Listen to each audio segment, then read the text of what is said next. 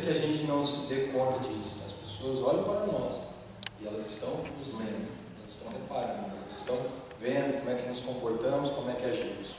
E nós vamos ver agora no Salmo 91 como é que agia um homem que foi chamado pelo próprio Deus, um homem segundo o meu coração. E nós vemos que ele passou poucas e boas, apesar de ser uma pessoa famosa, apesar de ter um reino todo para governar, apesar de ser uma pessoa rica, de ser uma pessoa conquistadora, ele também passava muitas aflições. E esse salmo ele nos abençoa porque ele nos mostra quem Deus é no meio da confusão humana. E quem somos nós debaixo dessa graça e dessa proteção que Deus ele tem para conosco. O salmista ele diz assim: o que habita no esconderijo do Altíssimo e descansa à sombra do Onipotente, diz ao Senhor: meu refúgio e meu baluarte, Deus meu em quem confio. E esse salmo ele vai discorrendo a respeito das grandezas de Deus, a respeito do nosso relacionamento com Deus, a respeito da proteção que nós temos em Deus, a respeito até mesmo dos anjos, que são seres ministradores enviados por Deus a serviço dos crentes. E nós vemos que esse Salmo 91, juntamente com o Salmo anterior, que é o Salmo 90, e o Salmo posterior, que é o Salmo 92, eles ficaram conhecidos como a trilogia da confiança. Tamanha era a certeza que aqueles homens que escreveram esses versos tinham em Deus. Um Deus que eles podiam confiar, não importasse a circunstância. Um Deus que eles podiam se achegar a qualquer momento do dia. Um Deus que estava disponível a eles à medida que eles se dispunham também a buscá-lo. A trilogia da confiança, Salmo 90, Salmo 91 e o Salmo 92. Nós vemos aqui uma confiança inabalável que cercava a vida do rei Davi. Possivelmente, esse salmo tenha sido escrito quando Davi comete o erro de querer fazer um censo do povo de Israel. Ele olha para o seu povo e ele se envaidece, ele tem orgulho. Por algum momento ele fala: esse povo é um povo grande que está debaixo da minha liderança. Vamos fazer o censo e vamos contar o número de pessoas para saber quão grande é esse reino. E Deus não se agrada dessa atitude.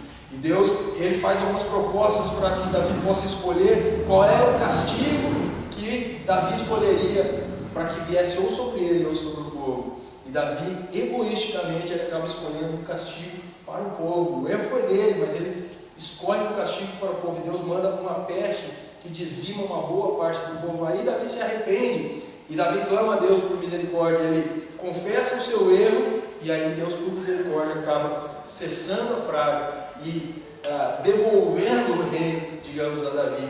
E aí eles conseguem, de uma maneira não tão perfeita, continuar vivendo e fazendo a sua vida lá em Israel. Mas nós vemos que esse homem começa a escrever e ele diz que aquele que habita no esconderijo do Altíssimo e descansa à sombra do Onipotente pode dizer a Deus. Preste atenção nisso. Nós temos um entendimento errado de que todas as pessoas elas conseguem se achegar a Deus em momentos aflitivos, em momentos de necessidade e nos momentos que elas mais acham que podem ou que elas bem entendem que elas podem. Mas nós vemos que aqui somente aquele que faz de Deus um esconderijo, somente aquele que habita diariamente no esconderijo de Deus é que pode dizer ao Senhor: tu és o meu refúgio, o meu baluarte, o Deus meu em quem eu confio. É uma confiança inabalável, sim, mas para aquele que entende que se Deus for tudo nas nossas vidas, nós temos esse direito de olhar para Deus e falar para Deus: tu és o meu refúgio e a minha fortaleza, tu és o meu baluarte, tu és aquele em quem confio, e que a qualquer momento do dia e a qualquer momento da noite eu possa me achegar, eu possa me alinhar, eu possa me proteger, eu possa me sentir querido, eu possa me sentir amado, eu possa me sentir acolhido, eu possa me sentir bem recebido. Porque nós entendemos pela palavra que muitas pessoas não querem saber de Deus, mas nos momentos aflitivos elas pensam que elas podem se achegar a Deus.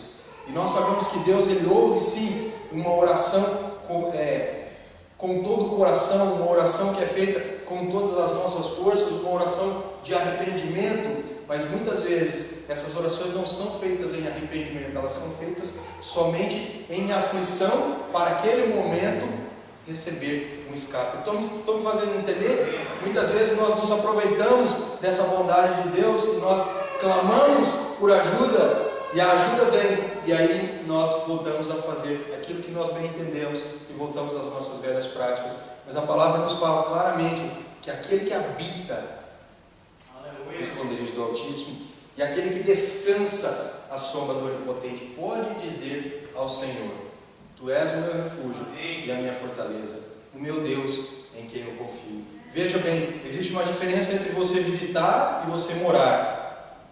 Existe uma diferença entre você ir a algum lugar para conhecer e você permanecer nesse lugar, conhecendo, explorando, aproveitando. Existe uma diferença entre eu ir para o Brasil e estar na casa dos meus pais visitando e eu estar aqui em Jersey, na minha casa, o local onde eu habito, o local em que é o meu lar. E essa é a comparação que o salmista está dizendo. Se você habita no esconderijo do Altíssimo, você pode clamar e dizer: Ele é a minha fortaleza, aquele Deus em quem eu confio. Mas para nós habitarmos, é preciso nós permanecermos. O povo de Israel, ele era especialista em ir para a presença de Deus e sair da presença de Deus, buscar a Deus nos momentos aflitivos e depois se afastar de Deus. Jesus, ele morreu e a Bíblia nos diz que o véu do templo se rasgou de alto a baixo. Aquilo que separava o homem do lugar santíssimo foi rasgado e agora nós temos a porta aberta para nós entrarmos. Mas é preciso entrar e é preciso permanecer no Santo dos Santos. Amém? Não é um relacionamento que agrada a Deus, aquele relacionamento em que nós vamos lá, buscamos aquilo que queremos e vamos embora. Depois nós voltamos quando precisamos e pegamos e depois vamos embora. Deus chama essas pessoas de aproveitadores. Deus chama essas pessoas, e Ele certa vez disse que essas pessoas honravam Ele somente com os lábios, mas na verdade o coração estava longe dele. Mas aquele que habita é aquele que declara e aquele que vive. É aquele que com as suas palavras ele honra a Deus, ele louva a Deus, ele exalta a Deus, mas o coração ele segue essa mesma premissa. Amém? E nós vemos aqui que diz que o Senhor é o meu refúgio, o meu baluarte, o Deus em que eu confio. E aí o salmista começa a expressar a sua segurança, ele começa a dirigir palavras de conforto também ao povo. É mais ou menos o seguinte: eu declaro o que eu vivo, para que as outras pessoas possam ver também que é possível elas viverem a mesma coisa. Amém? Mas ele faz esse alerta: olha, você precisa permanecer, você precisa habitar, você precisa conhecer. Interessante que é um esconderijo, ou seja, lá nós estamos seguros, porque lá nós estamos escondidos. Não é um local aberto em que nós podemos ser saqueados, nós podemos ser agredidos, nós podemos as pessoas podem entrar lá e fazer algum mal conosco. Nós estamos lá, permanecemos lá, habitamos lá e estamos escondidos. Você pode crer nisso? Nós temos que ter essa certeza, porque tem muita gente que diz assim: eu confio em Deus, a Bíblia diz que Ele me protege. Isso não é permanecer, isso não é ter confiança, isso não é crer realmente que Deus, Ele é quem diz que é. É nós sabemos que nos momentos complicados da nossa vida, nós estamos escondidos em Deus, protegidos, nós estamos sendo amparados, estamos sendo fortalecidos e nós estamos constantemente sendo ajudados pelo Senhor. E aí no verso 3 até o verso 8, ele fala assim: pois Ele te livrará do laço do passarinheiro e da peste perniciosa, cobrir-te-á com as suas penas e sob as suas asas estarás seguros. A tua verdade é pavês e escudo. Não te assustará o terror noturno, nem a seta que voa de dia, nem da peste que se propaga nas trevas, nem da mortandade que assola o meio-dia. Caiam 1000 ao teu lado, 10.000 à tua direita, e tu não serás atingido. Somente com os teus olhos contemplarás e verás o castigo dos ímpios. E aqui o salmista ele começa a declarar para as outras pessoas: olha, o que acontece comigo pode acontecer com vocês. O que vocês estão vendo em mim, no relacionamento que eu tenho com Deus, pode acontecer também com vocês, porque esse Deus é aquele que te livra do laço do passarinheiro e da peste perniciosa. Como eu falei no início, provavelmente ele escreveu esse salmo no meio dessa epidemia de pestes, por causa do pecado e do erro que ele cometeu. Por isso que ele pode falar: olha, até mesmo da peste Deus pode livrar, Ele pode fazer cessar a peste, Ele pode fazer com que essa epidemia ela termine. talvez, se não tenha sido isso, nós sabemos que antigamente não existia muito asseio com relação à higiene, não existia esses sistemas todos de esgoto, era muito precário, existiam muitas doenças por causa das contaminações que existiam, porque as pessoas elas não tinham casas de banho, elas faziam as coisas na praça pública e não tomavam cuidado com higiene, e as pestes e essas coisas elas se propagavam de uma maneira muito rápida, e muita gente morria por causa disso também. E hoje em dia nós vemos que se nós não tomarmos cuidado com algumas coisas, também acontecem, apesar da medicina estar avançada, apesar de nós já termos sistemas aí de esgoto, e apesar de nós sabermos que nós temos que ter um mínimo de higiene no nosso dia a dia, muitas coisas acontecem e elas vêm e varrem uma boa parte das pessoas na face da terra. Não acontece assim com as doenças? Quando alguém apanha uma virose, como é que é? Primeira coisa que nós vemos as crianças doentes é na escola, eles falam, por 3 dias não apareçam com as crianças aqui, porque senão todo mundo vai acabar com virose também, né? Se nós viemos com uma virose aqui para a igreja, com uma gripe, a gente vai contaminar as pessoas também. Então no nosso dia a dia, Deus ele também nos ajuda com essas coisas, com essas pequenas coisas. E a Bíblia nos fala que se nós prestarmos atenção, nós vamos ver a diferença entre aqueles que servem a Deus, que seguem a Deus, e aqueles que não têm compromisso com Deus. Se os irmãos acreditam ou não vem ao caso, mas eu tenho visto isso na minha vida. Você faça uma análise da sua vida, da vida dos seus filhos. Quantas vezes eles ficam doentes comparados com algumas pessoas aí de fora que você conhece? Eu posso falar pela minha vida. Deus cuida, Deus trata. Claro que nós ficamos doentes, claro que nós passamos por dificuldades, claro que às vezes vem e derruba a gente, mas não é uma coisa tão constante como nós observamos acontecendo por aí fora.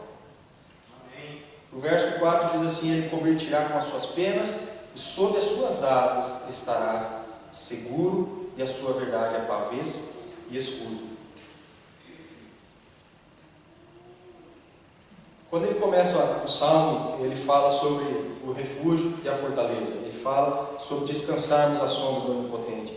E aí no 4 ele fala: Deus cobrir-te-á com as suas penas, e nas suas asas, ou sobre as suas asas estarás seguro. Aí nós olhamos Jesus, quando ele já vai chegando em Jerusalém. Jesus olha de cima da colina, ele vê Jerusalém lá embaixo, e ele se comove, ele declara assim: Jerusalém, Jerusalém, que persegues e matas os seus profetas, quantas vezes eu quis aninhar vocês debaixo das minhas asas, como a galinha aninha os seus pintinhos, e vocês não quiseram. Tem muito cristão que não quer se aninhar na presença de Deus. Tem muito cristão que não quer essa proteção de Deus. Tem muito cristão que acha que isso não é possível, ou que não é merecedor disso. E aí o salmista ele declara: Ele cobrir-te-á com as suas penas, e sob as suas asas estará seguro. A sua verdade é pavês e escudo. No hebraico, essa palavra pavês quer dizer um muro de terra que protege a cidade. Você se sente inseguro? Deus, ele declara nessa palavra que ele é pavês e escudo. Tem uma outra tradução que fala baluarte, tem outra que fala que ele é um broquel, um escudo que protege. Amém? Um muro de terra protegendo a sua vida. Esse salmo ele é interessante porque ele traz para o dia de hoje muitas das nossas mazelas. E ele vai falando aqui: não te assustará o terror noturno. Quantas e quantas pessoas têm insônia? Quantas e quantas pessoas não conseguem dormir? Quantas e quantas pessoas têm depressão? Quantas e quantas pessoas têm princípio de depressão? Quantas e quantas pessoas não estão passando por problema, mas o fato de pensarem em problemas deixam elas ansiosas? Quantas pessoas sofrem por antecedência? Quantas pessoas elas só de pensar em determinados assuntos elas começam a tremer, elas ficam nervosas? E aí a palavra diz no verso 5: não te assustará o terror noturno. Não é que ele não vai atingir, ele nem vai assustar, ele nem vai causar temor, preocupação, motivo de ansiedade. Eu não estou dizendo que você não pode ter insônia, eu não estou dizendo que você não pode ter depressão, eu não estou dizendo que é errado isso, ou se você está passando por isso, você está em pecado, está errando, está falhando ou não está confiando em Deus. Não é isso que eu estou falando. Eu só estou falando que pela palavra de Deus nós temos um antídoto quanto a isso, que é habitar a sombra do Onipotente, que é estar no esconderijo, escondido de todas essas coisas. Amém? E aí ele continua dizendo: Não te assustará o terror noturno, nem a seta que voa de dia. O que é essa seta que voa de dia? Nós somos bombardeados por informações, nós somos bombardeados por novidades e notícias que nos chegam a todo momento. Nunca na história da humanidade o homem teve acesso a tanta informação em tão curto espaço de tempo. Há 10 anos atrás, quando nós sabemos alguma coisa que acontecia lá na Madeira, era bem mais complicado. Há 20, então, nem se fala. Antes do telemóvel, não é? Hoje em dia, a gente não precisa nem entrar para ver as notícias, porque alguém vai mandar para a gente. Aí vai apitar, a gente já fica sabendo. É ou não é? E aí, se demorar umas 2 horas para você saber o que aconteceu, a pessoa fala: mas você está por fora do que está acontecendo? É ou não é? Você está desinformado. O negócio aconteceu na hora do almoço. Hoje já é 6 ou 7 da tarde. Nós já estamos por fora, totalmente desinformados. Porque as informações elas vão nos bombardeando. E muitas vezes não são coisas boas. E às vezes não são nem informações, são fatos que acontecem conosco. Estávamos viajando, sentamos lá um pouquinho num shopping center que tínhamos ido no Carrefour comprar umas comidas, umas coisas. E aí meu irmão mandou um WhatsApp para mim, dizendo assim: vocês vão para Paris? Eu não sei porque que ele falou, pensou que a gente ia para Paris. Não era mal, né? Ir para Paris, não era. Era ou não era? Não era mal. Vocês vão para Paris? Eu escrevi: não, por quê? Você não sabe o que aconteceu? Eu falei: rapaz, estou de férias, estou passeando, não sei. Falou: um homem foi com um martelo para cima do policial e tentou dar uma martelada no policial e o policial matou ele a tiros. Seta que voa de dia. Do nada, inesperadamente, o rapaz tentou agredir um policial. Aí nós vemos a bomba que explode em Londres, em Manchester, o atentado que acontece em Londres, e isso aqui, acolá, e lá naquilo outro, e às vezes é conosco. Aconteceu uma seta nessa viagem para nós. Estacionamos o carro, fomos passear. Quando eu voltei a pegar o carro estava lá. As coisas é que não estavam dentro do carro. Tinham partido o vidro e fizeram a festa. Pode acontecer conosco, não é? Mas qual a probabilidade de acontecer com as pessoas de lá, de fora, e acontecer conosco? Que nós temos essa crença em Deus. Pode acontecer, não estou dizendo que não. Nós estamos nesse mundo, somos suscetíveis a isso também. É ou não é? Mas talvez precisássemos mais de vigilância, talvez mais de cuidado, talvez se estivéssemos estacionados num lugar mais seguro, talvez se tivéssemos escondido as coisas, não teríamos passado por isso, né? O Felipe falou uma coisa: nós temos a nossa parcela, ou para as coisas darem certo, ou às vezes para as coisas também darem errado, né? Mas o certo é que Deus ele cuida de todos nós.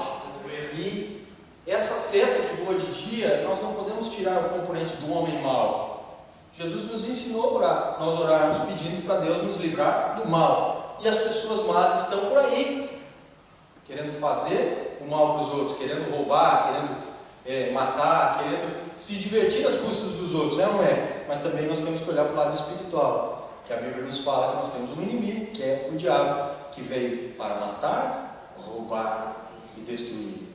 Nós temos que estar atentos a isso, porque é ele que impulsiona as pessoas que não têm Deus a fazer coisas ruins para as outras. Isso nós vemos os inimigos de Jerusalém se movendo, os inimigos de Israel se movendo para destruir o povo de Deus. Deus sempre os protegendo, apesar da infidelidade deles. Nós vemos até hoje, apesar dos judeus não terem aceito o Messias, Jesus que veio, Deus continua abençoando o seu povo. Israel está no meio de todas as nações inimigas. Todas as armas e mísseis possíveis e imagináveis estão apontados para ele. Qualquer conflito que exista no Oriente Médio, Israel é o alvo principal. Mas eles estão lá, permanecendo como nação, protegidos pela glória de Deus. E a Bíblia nos fala que hoje nós somos o Israel de Deus, porque aceitamos a Jesus como nosso Senhor e Salvador. Então as mesmas bênçãos para Israel estão disponíveis para nós hoje. Amém? E nós vemos então que é preciso haver essa confiança inabalável que existia na vida de Davi e na vida de cada um de nós. Olha o que ele declara no 7, ou melhor, no 6: nem da peste que se propaga nas trevas, nem da mortandade que assola ao meio-dia. Quanta gente tem morrido aí? Quanta gente do nada morre? Quanta gente nova até mesmo é acometida por uma doença súbita e parte daqui. Quanta gente é atropelada, quanta gente morre por bala perdida. Nós estamos numa sociedade bem tranquila aqui em Gerson, mas nós olhamos para a Madeira e nós olhamos para Portugal, olhamos para o Brasil, então nem se fala. Né? Nós podemos estar andando na rua, sermos assaltados, sermos alvejados, sermos sequestrados, sermos atropelados. Esses dias eu estava vendo um vídeo, a pessoa estava caminhando tranquilamente na calçada, no passeio, de repente veio um pneu de caminhão atravessando a avenida, batendo assim no chão, bateu aqui assim, e a pessoa lá ficou. Mortandade que assola ao meio-dia, a peste que se propaga nas trevas, quantas doenças que nós vemos aí sem resposta humana, sem nenhum tipo de pista da medicina para encontrar a cura. Eles vão remediando, os remédios vão remediando, você vai adiando. A SIDA, a AIDS, ainda não se encontrou um remédio eficaz para acabar com essa doença.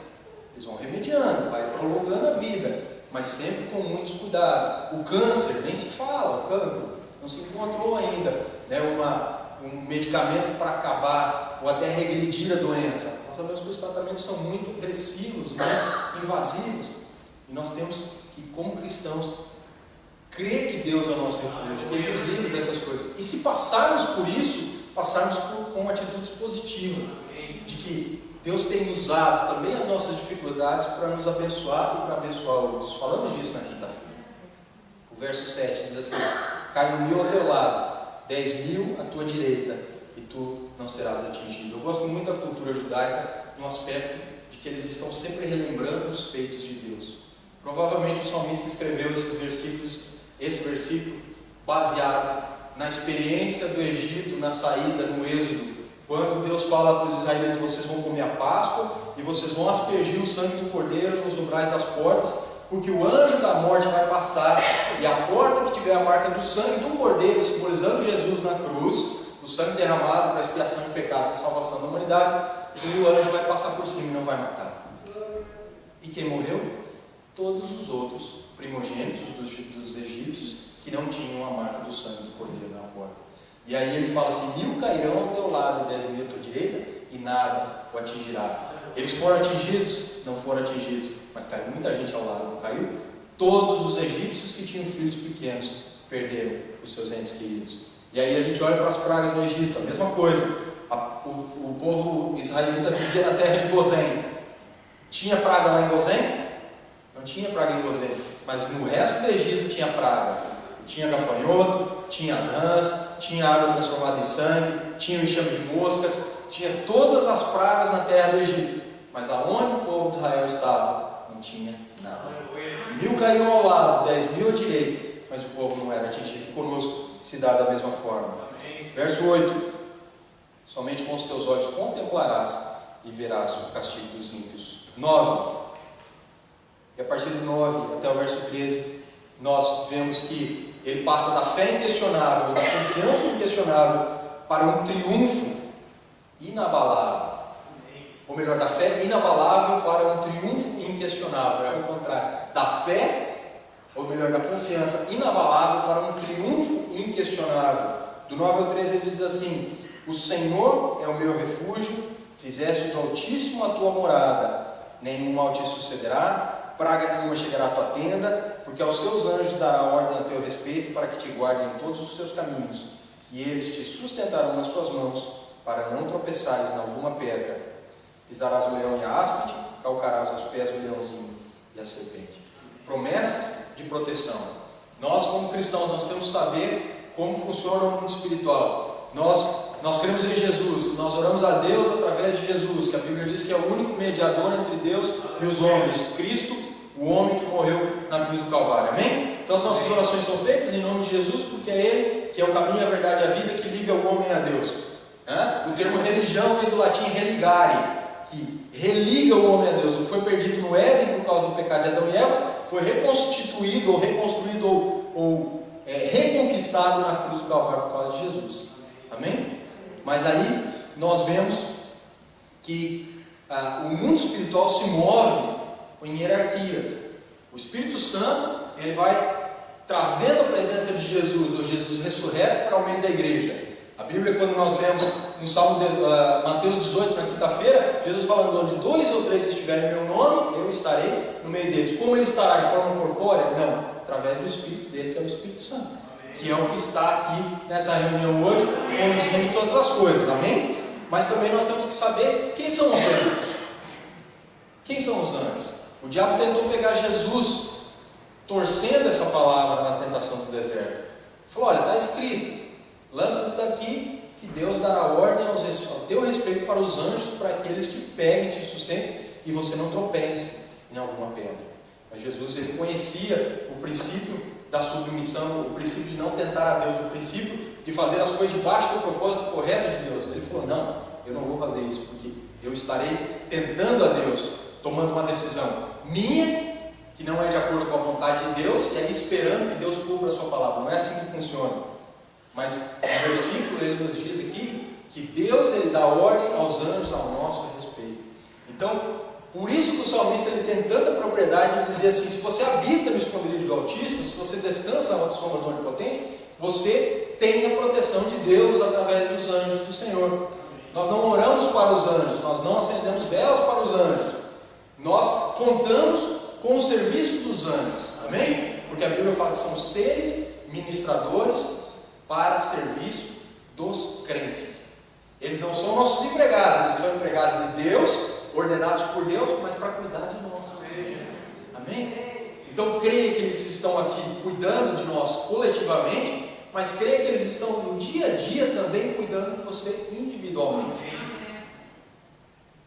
O pastor Vanderlei, ele costuma agradecer aos anjos até mesmo pelas vagas de estacionamento que ele consegue quando o trânsito está muito pesado. Sabe aqueles que você começa a andar meia hora aqui nessas ruas, aqui não consegue uma vaga, quando acha uma vaga ele estaciona e fala: com licença, anjo.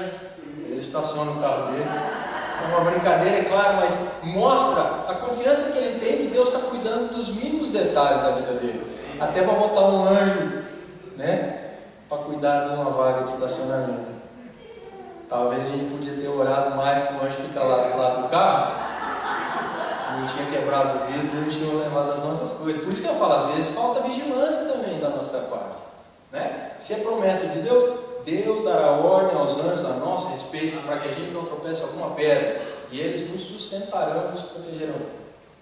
É lícito? Deus, coloca os teus anjos aqui cuidando da minha família, coloca os teus anjos aqui cuidando da minha casa, cuidando do meu carro, mas não pragueje contra Deus se por acaso acontecer alguma coisa. Tudo tem um propósito para acontecer. Até mesmo a gente se dá conta de que a gente poderia ter sido um pouquinho mais cuidadoso. Vai saber, não é? Depois nós passamos da confiança inabalável, do triunfo inquestionável, para a fidelidade eterna de Deus. Versos 14 ao 16 para terminarmos. Porque a mim se apegou, com amor eu o livrei, poluei a salvo, porque conhece o meu nome. Ele me invocará e eu lhe responderei, na sua angústia eu estarei com ele, livrá-lo-ei e glorificarei, saciá-lo-ei com longevidade e lhe mostrarei a minha salvação. Olha a diferença do discurso, olha como mudou. Davi, nos 3 primeiros versos, ele fala dele e da experiência dele com Deus. Do 4 ao 8, ele fala a respeito do povo e de como o povo podia seguir o exemplo dele e ouvir as palavras dele e aprender e viver uma vida totalmente submissa e protegida por Deus. E depois nós vemos aqui o 14 até o 16, Deus falando. É Deus falando.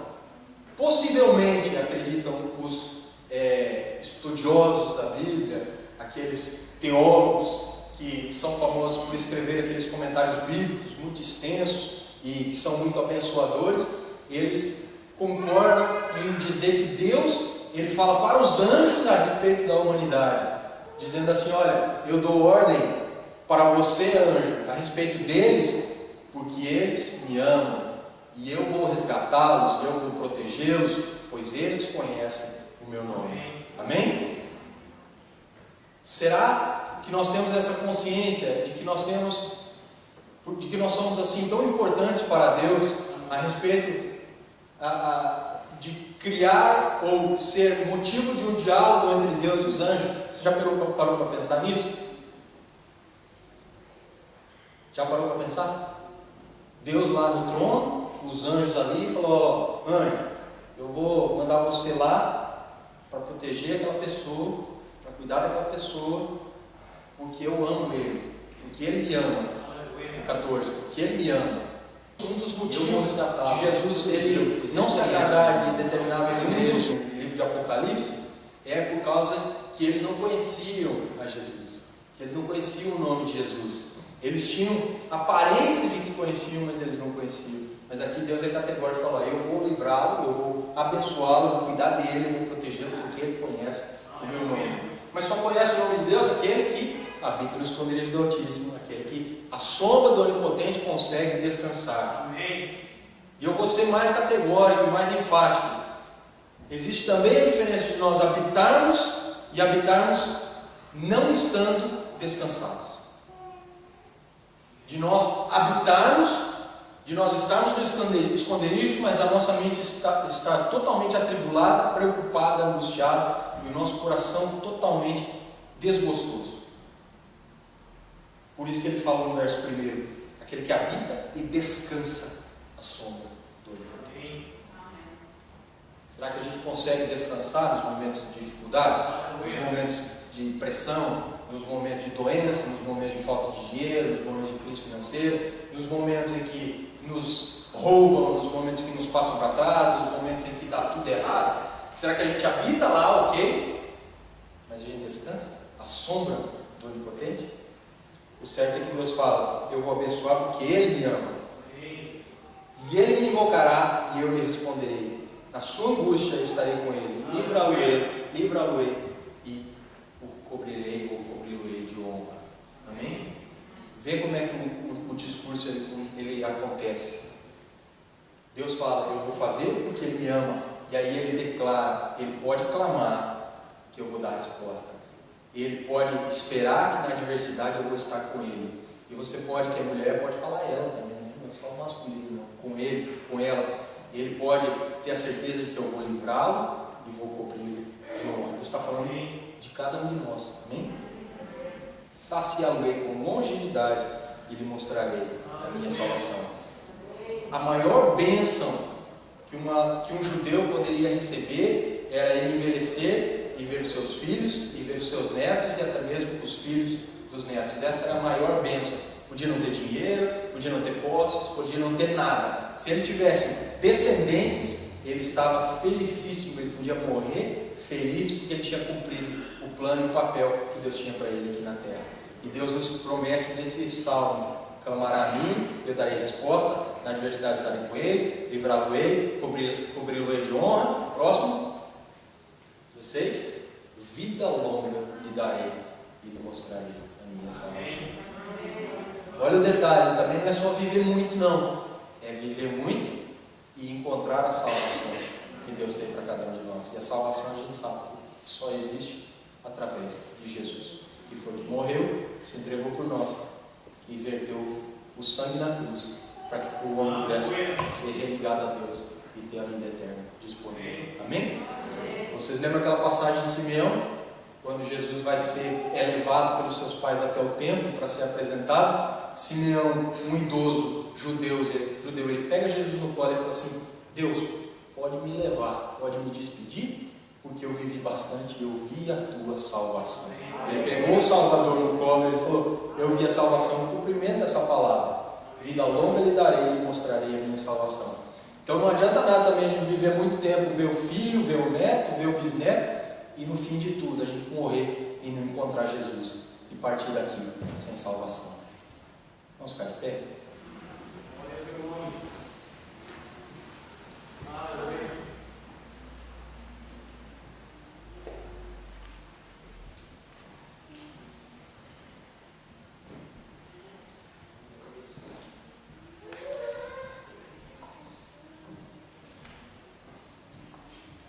Faça a sua oração. Você ouviu a palavra, você entendeu aquilo que Deus ministrou nessa noite, você viu a confiança na palavra do salmista, você viu o triunfo inquestionável para aqueles que habitam na presença de Deus e descansam debaixo da sua proteção, e você vê a fidelidade eterna de Deus, a promessa dele de que responderia às nossas orações, de que cuidaria de nós, de que os anjos estariam acampados, de que nós teríamos salvação, e até mesmo a promessa de uma vida longa, cheia de dias, para nós vermos os nossos filhos, os nossos netos, os nossos bisnetos, e para nós nos alegrarmos com aquilo que Deus tem feito na vida de cada um de nós. Então, nesse momento você pode aí ter um tempo em que você vai ser ministrado individualmente por Deus, pode fazer a sua oração, abrindo seu coração e dizendo para Ele aquilo que você deseja.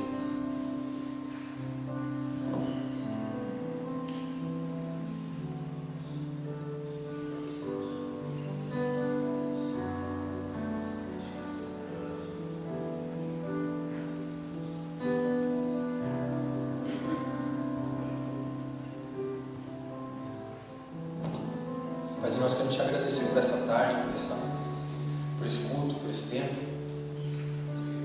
Nós queremos pedir que o Senhor continue ministrando essa palavra no nosso coração e nos trazendo o entendimento correto daquilo que o Senhor falou conosco. Se por acaso algo ficou sem entendimento, que o Teu Espírito possa nos ensinar, possa nos ajudar, possa nos fazer compreender, porque afinal de contas é o Senhor que nos ensina, é o Senhor que trabalha no nosso coração, também na nossa mente, é o Teu Espírito que nos conduz a toda a verdade. O que nós queremos aqui é a verdade da Tua palavra fazendo sentido em nossa vida, para que a gente possa ser abençoado, para que a gente caminhe no caminho correto, para que a gente ande no caminho que o Senhor tem preparado para cada um de nós. A Tua palavra nos diz que Jesus, quando estava se despedindo dos discípulos, vendo a aflição deles com a partida de Jesus, eles ficaram preocupados. Jesus falou: não se preocupem, não se turbe o vosso coração, crede em Deus, crede também em mim. Na casa do meu Pai há muitas moradas. Se não fosse assim, eu teria dito: eu vou para o Pai, mas eu voltarei. Eu só vou para preparar a morada, mas eu voltarei para buscar cada um de vocês. E nós vemos que o esconderijo do Altíssimo, ele é um lugar vasto, um lugar amplo, que existe espaço para todos nós. Existem muitas moradas debaixo das asas do Altíssimo, nesse esconderijo, para nós habitarmos. E nós queremos nessa noite, Deus, pedir que o Senhor possa nos incluir naqueles que habitarão nesse lugar, que hoje nós possamos entrar e permanecer. A Tua palavra nos diz que aquele que conhece a Jesus passa a viver a vida eterna aqui e agora, e quando morrer daqui, nesse corpo, continuará a sua jornada na eternidade de uma forma diferente. Se nós nos apegarmos a essa promessa, Senhor, de que hoje nós podemos viver a vida eterna aqui também na terra, nós entraremos nesse lugar, nessa morada, nós estaremos no esconderijo, nós permaneceremos à sombra do Onipotente, e nós poderemos aí sim declarar que o Senhor é nosso escudo, a nossa fortaleza. Nós queremos fazer isso, Pai.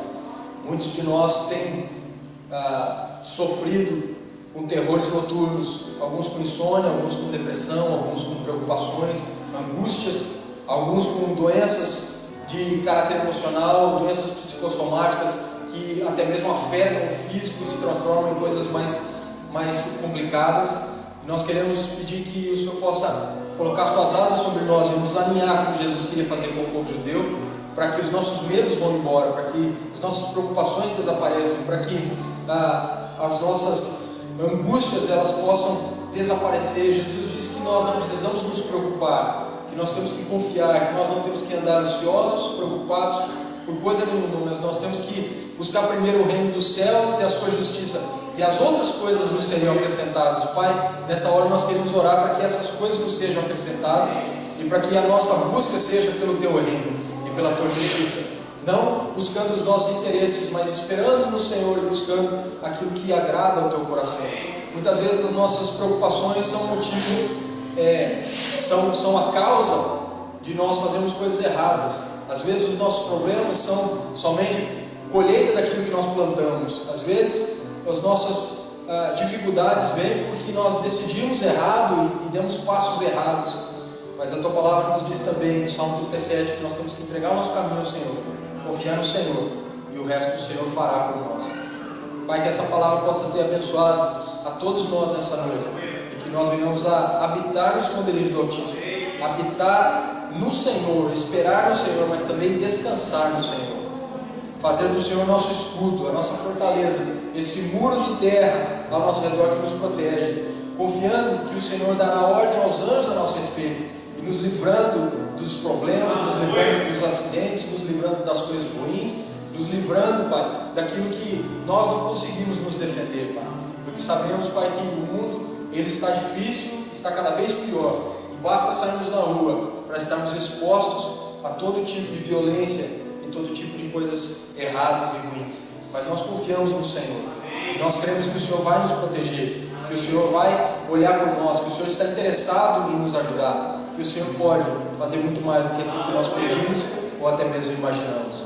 Que o Senhor nos ajude também a crermos, Pai, que o Senhor nos ama e que nós podemos buscar o Senhor a qualquer momento através de Jesus, e que nós podemos buscar ao Senhor e sermos atendidos pelo Senhor. Nós podemos orar ao Senhor e sabermos que o Senhor está colhendo as nossas orações, e o Senhor está interessado em responder essas orações.